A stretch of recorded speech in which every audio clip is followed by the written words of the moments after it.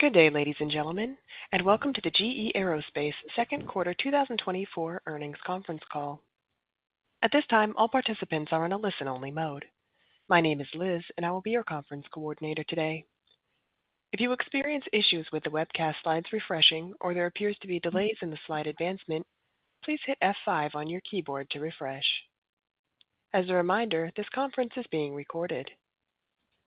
I would now like to turn the program over to your host for today's conference, Blair Shore, from the GE Aerospace Investor Relations team. Please proceed. Thanks, Liz.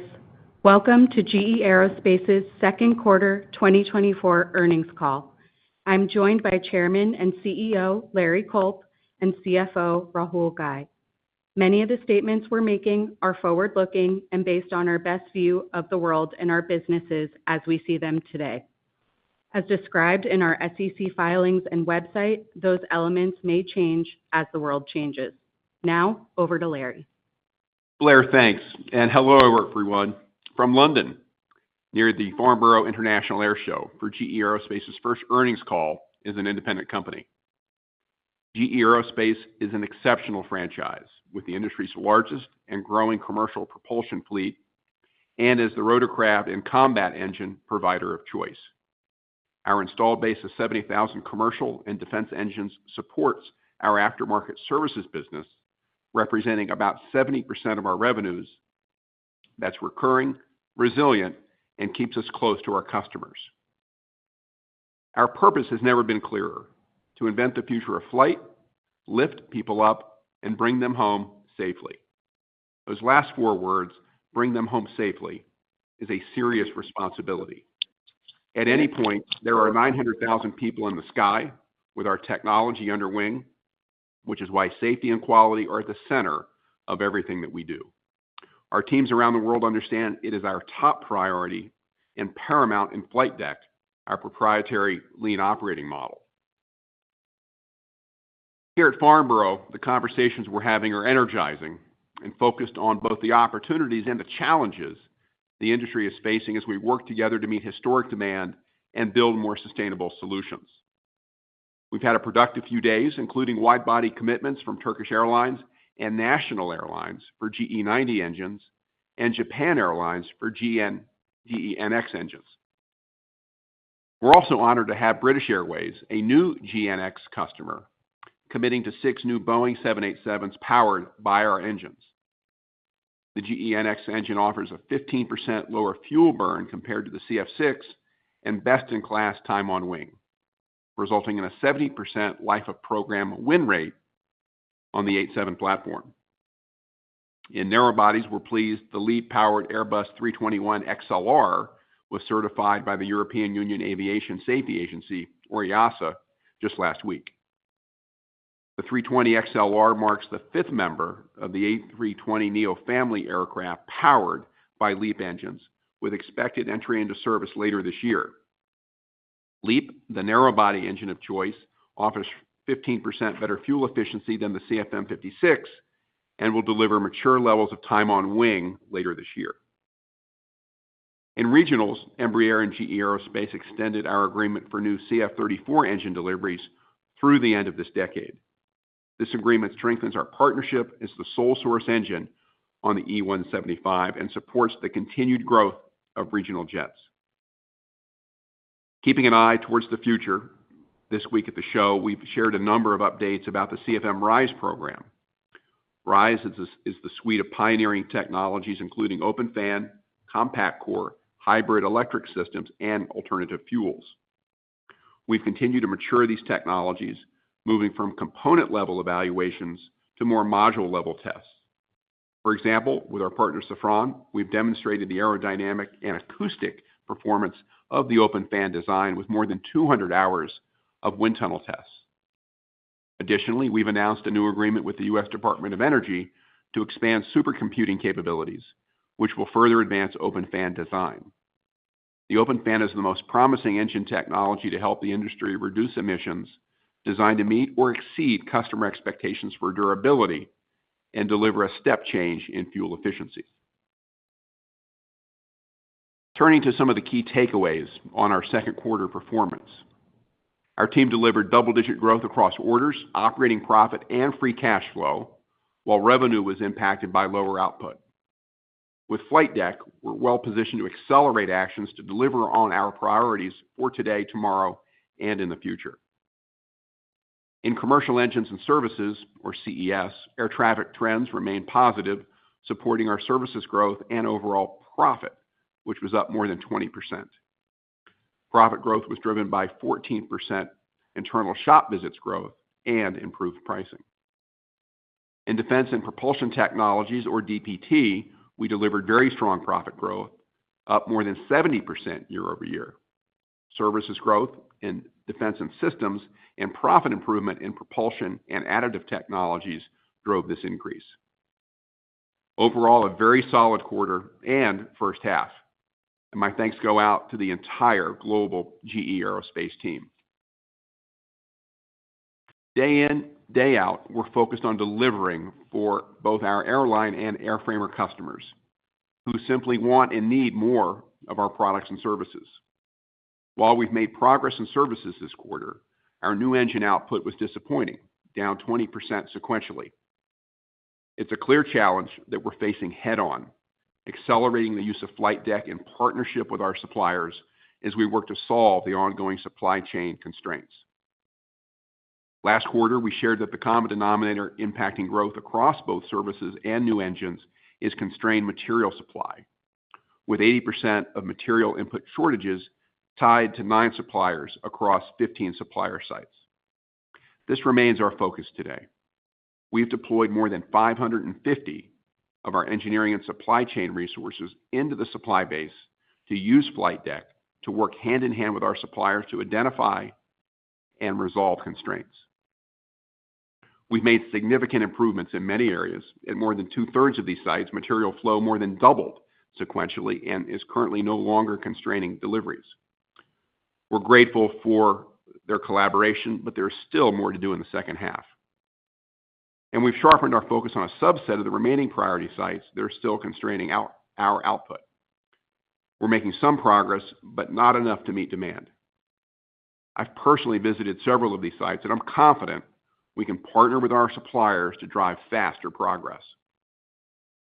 For example, earlier this month, we partnered with one of the priority suppliers in a joint Kaizen focused on addressing a key constraint. Our supply chain and engineering teams jointly leveraged Flight Deck to identify action plans to improve throughput significantly, aligned with our needs for second half deliveries. These actions resulted in a double-digit material input growth here so far in July versus the second quarter average. So a promising start. Overall, we're not yet at a desired state, but we're counting on these joint action plans and continuous improvement to achieve our second half ramp. So far in July, relative to April, we've seen overall higher engine output, stability, and reduced variability. We're also deploying Flight Deck aggressively in our own operations to improve safety, quality, delivery, and cost, and in that order. We've made solid progress in support of our airline customers. For example, our internal shop visit output improved 15% sequentially. And nowhere has this improvement been more visible than with LEAP. We've continued to decrease our turnaround time for LEAP shop visits to 86 days, compared to roughly 100 days in 2023. This yielded a 9% increase in LEAP internal shop visits sequentially. We're also investing both organically and inorganically to meet the expected growth in shop visits as the LEAP fleet doubles by 2030. As we announced last week, over the next 5 years, we're planning to invest $1 billion in our MRO facilities around the world to increase capacity and introduce new technologies to further reduce turnaround time and costs. This includes a recent agreement to acquire a dedicated LEAP test cell, unlocking a key constraint in our shop visit output. Overall, I am encouraged by our progress, but by no means satisfied. I'm confident that in the second half, we'll increase engine deliveries significantly and continue to grow shop visits in support of our customers. In the quarter, while output weighed on revenue, GE Aerospace delivered significant profit and free cash flow growth. Demand remained strong with orders up 18%. Revenue was up with growth in both segments. Services growth combined with price more than offset the lower engine shipments. Our operating profit was $1.9 billion, up 37% year-over-year from services growth, price, and favorable mix. Operating margins expanded 560 basis points to 23.1%. Both operating profit and margin were up significantly at CES and DPT. Adjusted EPS was $1.20, up more than 60% year-over-year. This improvement was driven by increased operating profit combined with a lower tax rate. Free cash flow was $1.1 billion, up nearly 20%, driven by higher earnings, which more than offset inventory growth from the supply chain constraints I mentioned a moment ago.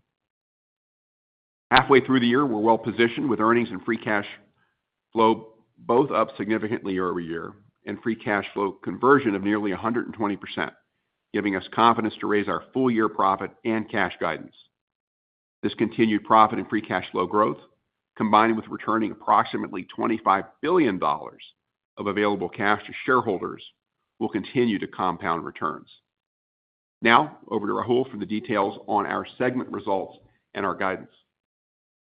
Thank you, Larry, and good day, everyone. Starting with CES, air traffic growth remained robust, with departures up 9% year-to-date, and we continue to expect to be up high single digits for the full year. Passenger departures are expected to be up high single digits as narrow body remains solid, with LEAP up nearly 30% in the second quarter, more than 3x that of overall narrow body market. Dedicated freight departures are now expected to be up mid-single digits versus a prior expectation of low single digits. Moving to CES's second quarter results, sustained commercial momentum drove significant orders growth, up 38% this quarter. Both services and equipment were up more than 35%, with strong spare parts demand. Revenue grew 7%, with services volume and price more than offsetting lower engine deliveries. Services grew 14% from mid-teens internal shop visit growth, with strength in time and material visits and improved pricing. As expected, year-on-year shop visits grew more than spare parts. Equipment revenue declined 11% from 26% lower engine shipments. This was partially offset by customer mix and price. Supply chain constraints impacted shipments across both narrow body and wide body, with LEAP down 29%. Profit was $1.7 billion, up 21%, with margins expanding 320 basis points, driven by improved performance in services from higher volume, pricing, and mix. Lower engine shipments and improving LEAP services profitability also supported profit and margin expansion. This more than offset the impact of lower spare engine deliveries and increased investments that impacted equipment profit. Taking a step back, at CES, we delivered a strong first half, with services revenue up 13% and overall segment profit up nearly 20%. Turning to DPT, the sector remains resilient, with U.S. defense spending expected to grow low single digits and international up mid-single digits. With flight tech, we are focused on running this business better to deliver more predictably while continuing to invest in the future of combat. We recently achieved a significant milestone, delivering two 901 engines for the U.S. Army's Improved Turbine Engine Program, or ITEP, for integration and testing on the UH-60 Black Hawk. The T901 engine will ensure that warfighters have the performance, power, and reliability necessary to maintain significant advantage on the battlefield for decades to come. Turning to our results, orders were down 25%, primarily due to timing of orders in defense and systems. Defense book-to-bill was 0.9 in the quarter and 1.0 for the first half. Revenue grew 1%. Defense and systems revenue was down 6%. Engine deliveries were down approximately 60% from supply chain challenges and a tough year-over-year compare when we delivered significantly higher units. This more than offset pricing and services growth. Propulsion and additive technologies grew 16%, with growth across several businesses, from higher output and improved pricing. Profit was $344 million, up more than 70% year-over-year, with margins expanding 580 basis points from higher output, favorable product mix, productivity, price, and the absence of program-related costs. Through the first half of the year, DPT delivered high single-digit revenue growth and significant operating profit improvement. The business remains well-positioned to deliver growth over the medium term with a backlog of nearly $17 billion. Spending a moment on corporate, adjusted cost and intercompany eliminations were roughly $130 million, down nearly 40% year-over-year. This $80 million improvement is from actions taken to streamline our cost structure, accelerate elimination of wind-down costs, and favorable interest income that more than offset higher intercompany eliminations.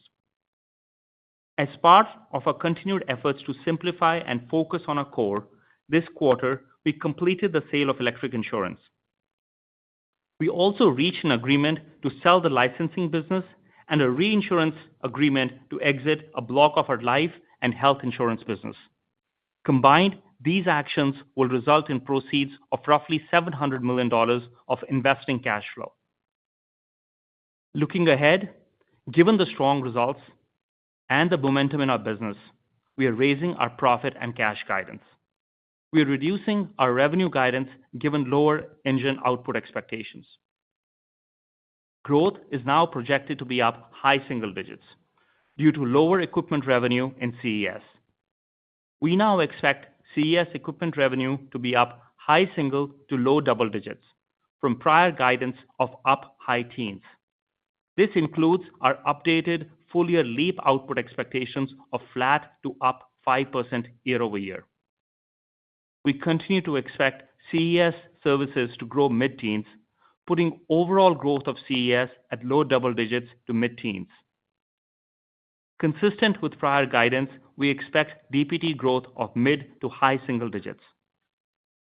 Operating profit is now expected to be in a range of $6.5 to $6.8 billion, up $250 million at the midpoint from prior guidance, with margin expansion year-over-year.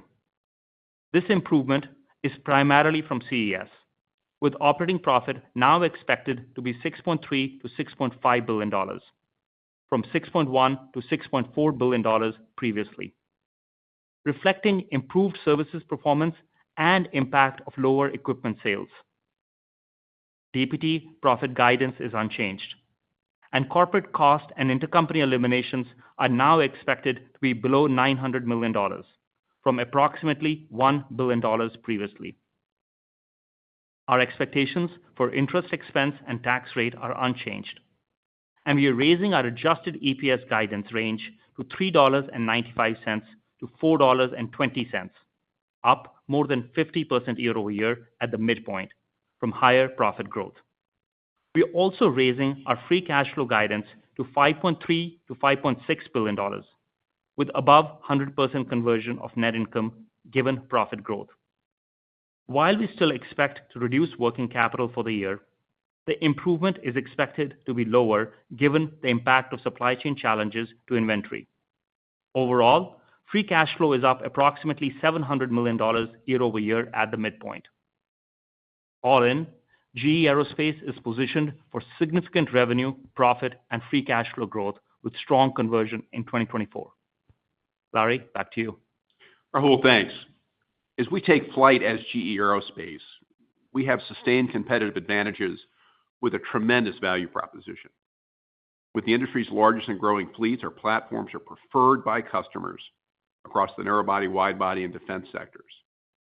We're aiming to provide industry-leading reliability and durability, prioritizing SQDC in that order. This means delivering unmatched time on wing and faster turnaround times for our customers. With our deep domain expertise and engineering talent, commitment to innovation, and capacity to invest, we're poised to deliver breakthrough technologies in both commercial and defense. And with flight deck as our foundation, we'll deliver for customers and create exceptional value for shareholders. All in, we expect to grow operating profit to approximately $10 billion in 2028 and generate free cash flow in excess of net income, creating compounding returns. We're making meaningful progress to advance our strategic priorities in service of our customers, employees, and shareholders, while keeping an eye towards the future and paving the way with innovation for more sustainable flight. Now, Blair, let's go to questions. Before we open the line, I'd ask everyone in the queue to consider your fellow analysts and ask one question so we can get to as many people as possible. Liz, can you please open the line? Ladies and gentlemen, if you wish to ask a question, please press star 11 on your telephone. If you wish to withdraw your question or your question has already been answered, please press star 11 again. Our first question comes from Robert Spingarn with Melius Research. Good afternoon. Morning, Rob. Hey, Rob.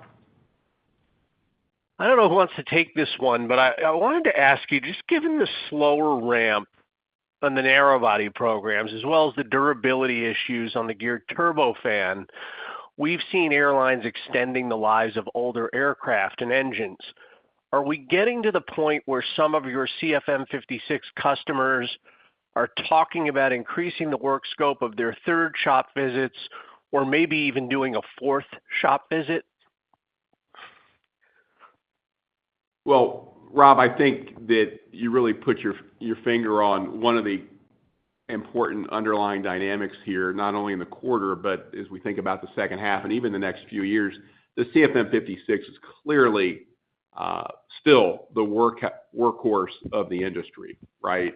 I mean, if we look at utilization in a time when people thought we might begin to see a little bit of a fade, utilization year over year is consistent with the CFM56. Delighted to see the leap up 4 points from a share perspective. So overall, GE narrow-body powered propulsion is probably north of 70%. So I think the CFM is going to have a longer life in many fleets, and clearly that's going to help us in the aftermarket, both from a volume and from a scope perspective. Yeah. Rob, just to maybe add a little bit to what Larry said, just given the dynamics that he mentioned and you mentioned earlier, we are expecting that the peak shop visit that we had previously projected in 2025, and then we start to see the sequential downtick in 26, 27 is what we said at Investor Day.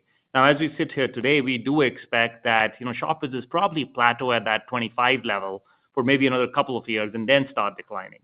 So definitely we are seeing that the platform is getting used, and the shop visits will be higher for an extended period of time, and we will see third shop visits. And that we're seeing that even with some of the lessors coming out and commenting that the leases are getting extended beyond 14, 15 years for another 4 or 5 years. So we will definitely see what you just said. Our next question comes from Miles Walton with Wolfe Research. Hey, good morning. Apologies for the background noise. I'm actually here at the show. I was hoping, Larry or Rahul, you could comment on the 15 supplier sites and 9 suppliers who seem to be the source of the bulk of the delays in parts, and where that was last year, and maybe just if you can bucket the types of products we're talking about at those 15 sites. Thanks. Miles, we could hear you loud and clear. We're not too far away, I suspect. I think if you go back to April, what we said was 3/4 of the challenge with respect to deliveries was really rooted in these 15 supplier sites, again, with 9 different companies. And rather than finger point, our mindset was we're going to problem solve. And we've gone in deeply, again, with flight deck to really try to understand these constraints at the core. And the slide that you see in the deck, I think, is evidence that approach, that collaborative problem solving, rather than finger pointing, is really yielding results. We didn't expect that we would see blanket impact immediately, but to be able to point to 2/3 of those sites showing strong, nearly doubling of their sequential inputs to us, I think really tells us something, right? That this approach is going to have impact. Unfortunately, we didn't have all of the impact that we would have liked across those 15. And we need everybody's oar in the water, if you will. We need everybody contributing, particularly with respect to new engine deliveries. But I think given what we have seen here in July, the way that we're working across different commodity classes shows us that this approach is a better way to get more, not only here in the third quarter or the second half, but as we think about what is a multi-year ramp, right? The airframers that we talk to here at Farnborough, certainly the airlines as well, no one loves the fact that a new narrow-body order may not be delivered until 29 or 30. So it's all about the ramp. We've got years in front of us, thankfully. What a wonderful business challenge to have. But I really like the way our suppliers have met us here, embraced the tools, and we just need more time working in this fashion in order to have the full effect that we, our airframer, and our airline customers all desire.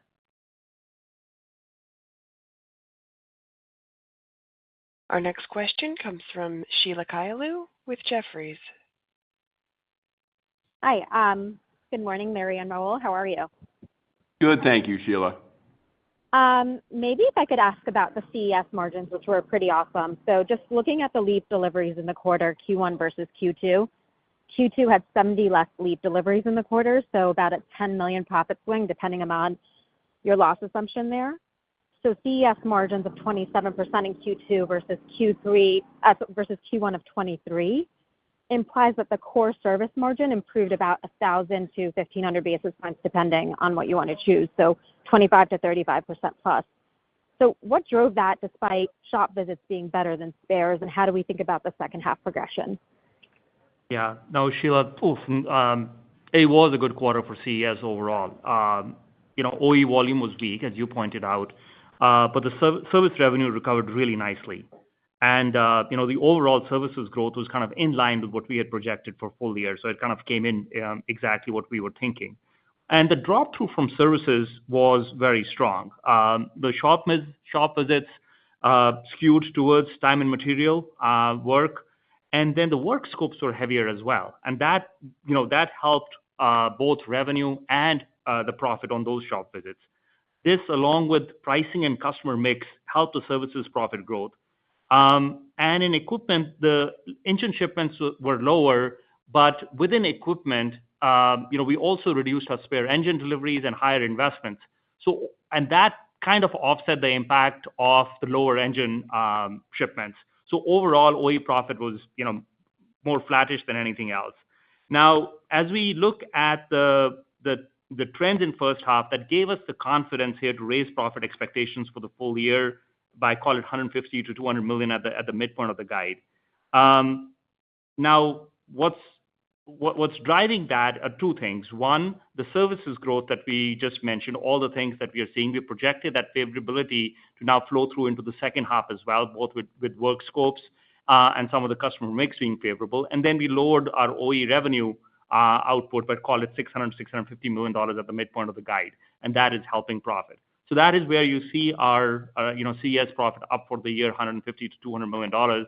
And the margins for CES will be, kind of at this level, will be flattish for the year. And that is despite this being the first year of 9X shipments. So really, really happy with the way the CES business is coming along. Our next question comes from the line of David Strauss with Barclays. Thanks. Good morning. Good afternoon. Morning, David. Good morning. Larry, could you just maybe dig into this, the lower LEAP shipments in the quarter? I know you're talking about things progressing with these 9 suppliers, but at the same time, obviously, deliveries were way down in the quarter. I would imagine they were 100, 125 short of kind of your internal expectations. So can you kind of just square that things are getting better, but, deliveries were a lot lower than expected? Thanks. David, I don't want to repeat what I said earlier, I do think one of the things to keep in mind is that there is a timing dynamic relative to when we receive various inputs and when in turn we convert that into an engine that we can deliver, be it to Airbus or to Boeing, right? So April was challenging in a number of ways. We didn't have the recovery in May that I think we had hoped we might see. Underlying the quarter, though, sequentially was the net improvement that I mentioned, and that has only continued to build here in July. We haven't seen that somewhat typically slow start to a quarter that I was concerned about. So there's really nothing more I can say about why the new unit deliveries, LEAP included, were disappointing. It is what it is. Where we're focused as we think about the rest of the year is how do we deliver more and how do we deliver more reliably. You'll note that we are adjusting our outlook for LEAP deliveries this year. On a full year basis, we now think we will be somewhere between flat and up 5%, obviously lower than where we thought, but still showing modest growth.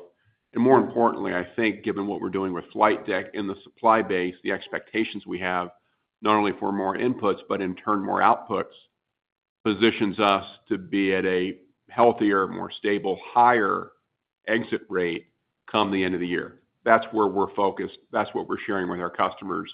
Work to do, work I think this team knows how to do.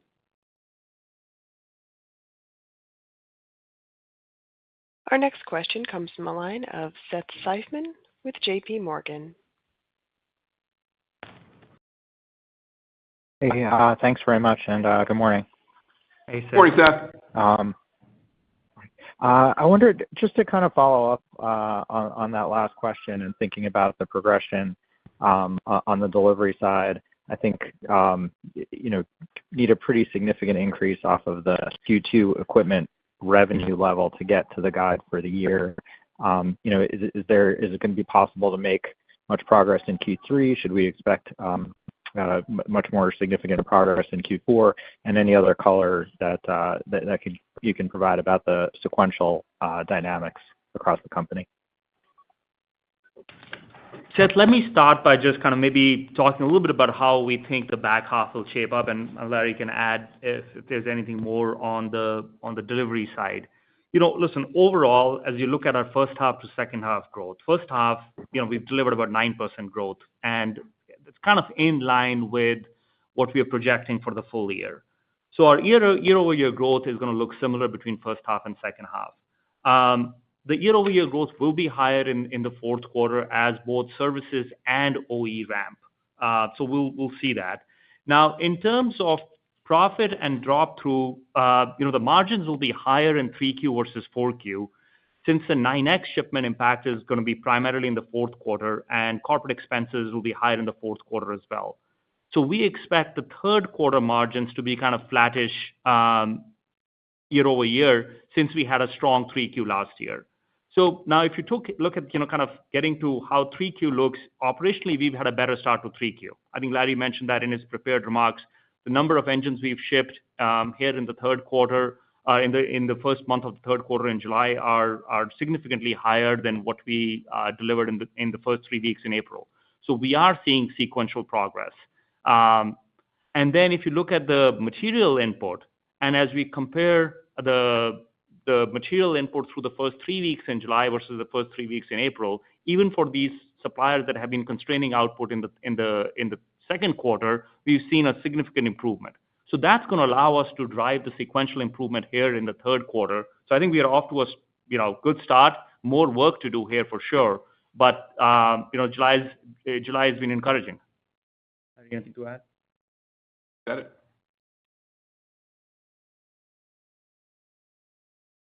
Our next question comes from the line of Gautam Khanna with Cowen. Yeah, hey, good morning. Thank you, guys. Good morning. And good results. Thanks, Gautam. Thank you. So I was curious, just to follow up, could you talk a little bit about how much inventory you're actually absorbing incrementally in the guidance? And maybe if you can speak to what your strategy is with the supply chain, given, some folks are constrained, but some folks are probably ahead, given the lower LEAP projection relative to the start of the year. Like, are you in the process of slowing down some folks? If you could just talk about that inventory dynamic and, what you're absorbing incrementally and any color you can provide. Thanks.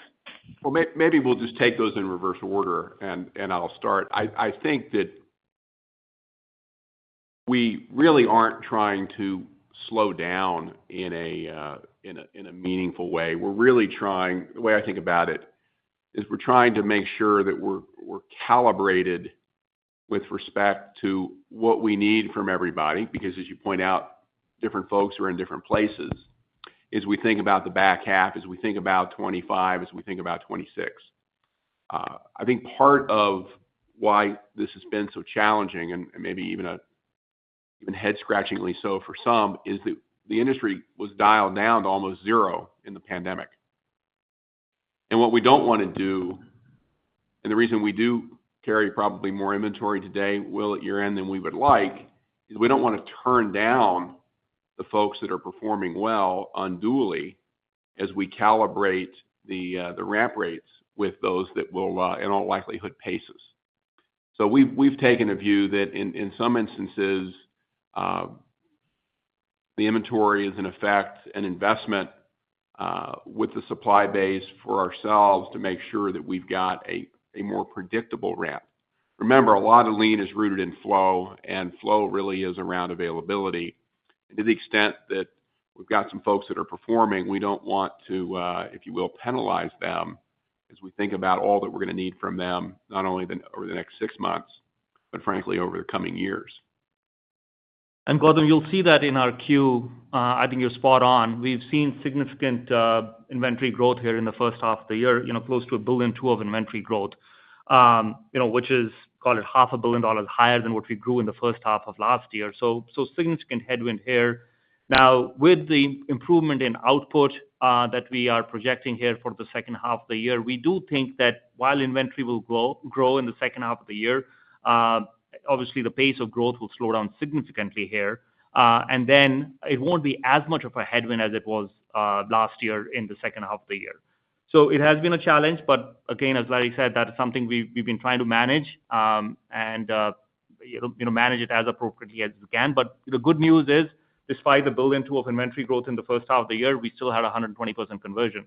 So strong cash growth. Cash was up about $1 billion year over year in the first half. So we kind of absorbed it, we managed it, and try to do better in the second half.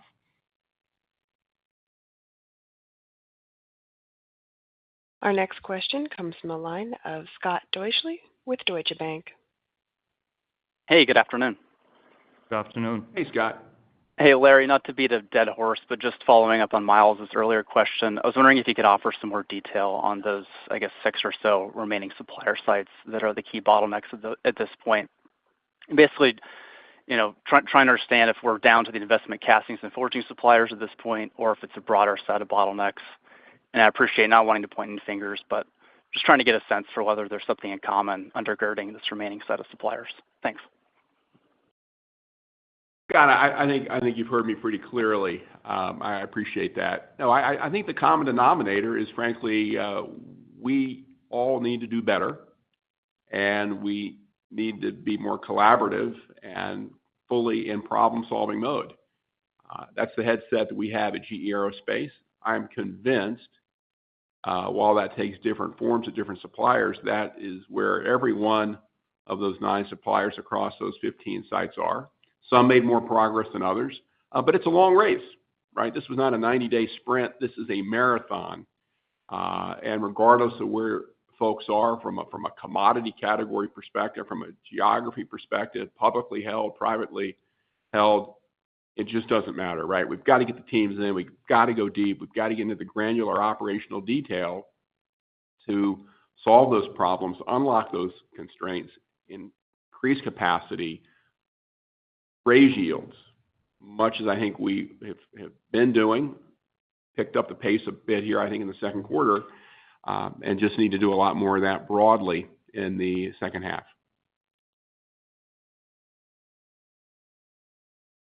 Our next question comes from the line of Robert Stallard with Vertical Research. Thanks so much. Good afternoon. Good afternoon, Robert.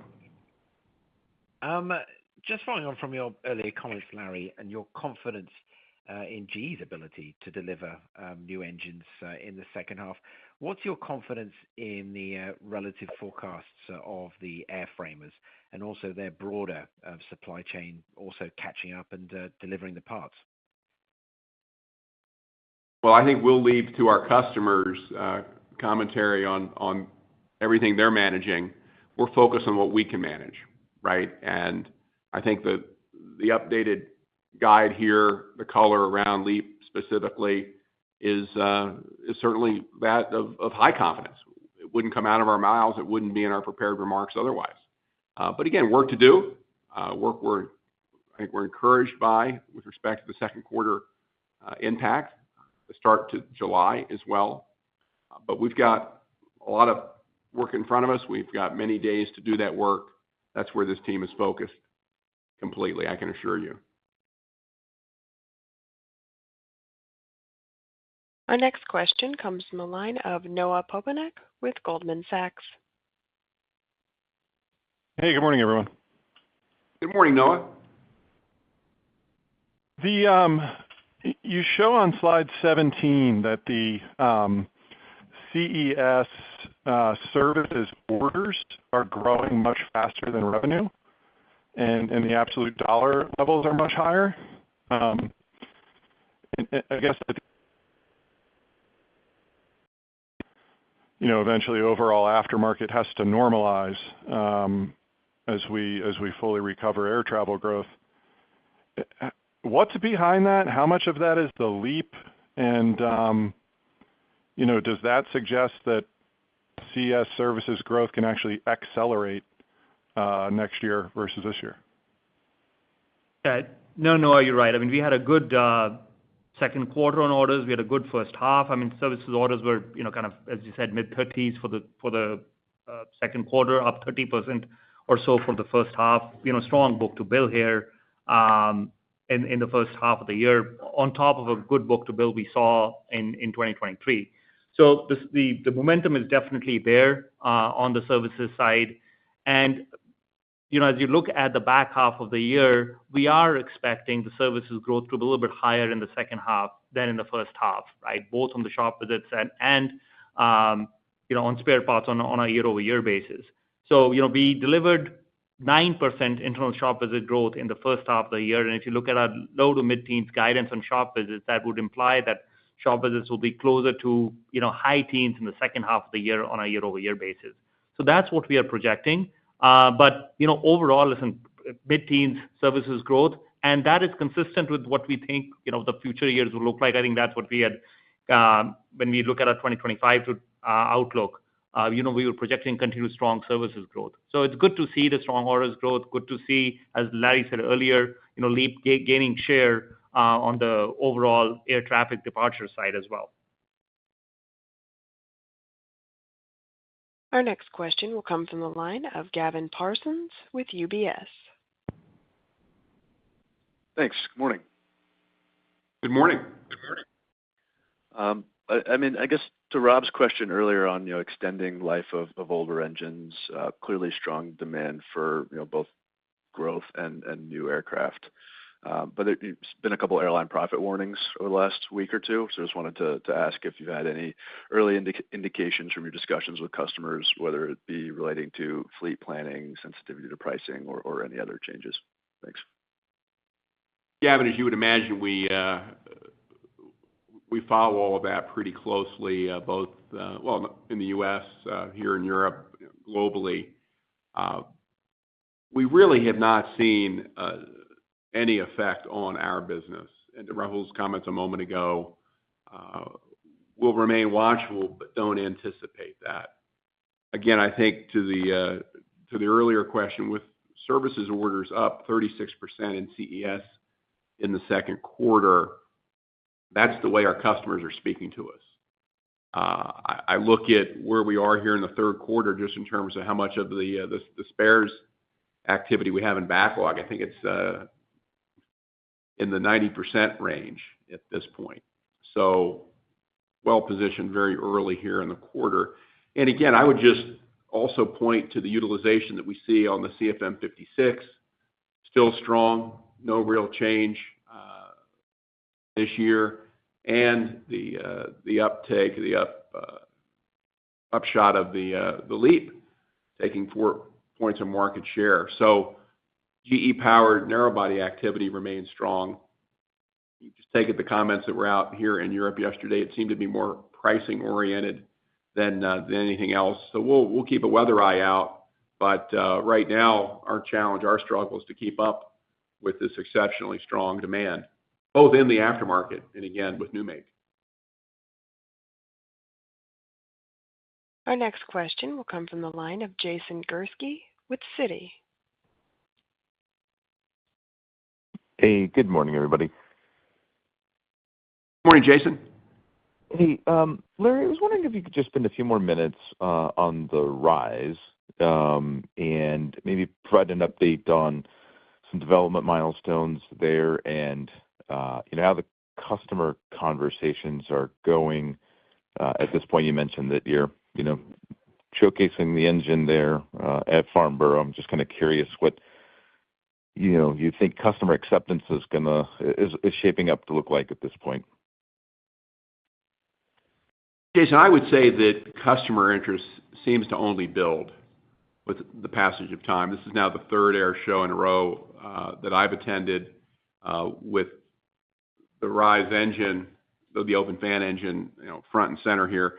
Obviously, when we talk about RISE, we're really talking about an umbrella of different technology programs, not only the open fan, but also our compact core work, our hybrid electric activity, and everything we're doing on SAF. But with respect to open fan, I think what we've been sharing with people is that we had a very good first ingestion test with the open fan blade in the first quarter. We are starting our second endurance campaign or test with the high pressure turbine airfoils. And there's been a lot of work with respect to the hybrid electric elements of that architecture, work that, as you may know, we do with NASA. I mentioned, I think earlier, the wind tunnel testing that we've done here in Europe in conjunction with Airbus. So there are, I think, over 200, I think maybe it's 250 component level tests, module level tests that we have behind us. This is still a technology development effort. Make no mistake about it, right? We've got a long way to go. But what's interesting, particularly here in Europe, virtually every airline CEO that I talk to starts the conversation with sustainability. And are very keen to get our views on SAF compatibility, but also ahead of SAF capacity being available at scale, what are we going to do to enable the next generation of narrow bodies?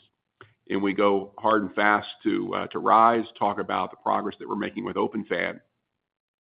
And I think that is a story that continues to build enthusiasm and support, because we know that the ultimate target, that 20% step up in propulsive efficiency, in emissions reduction, really is the future of flight.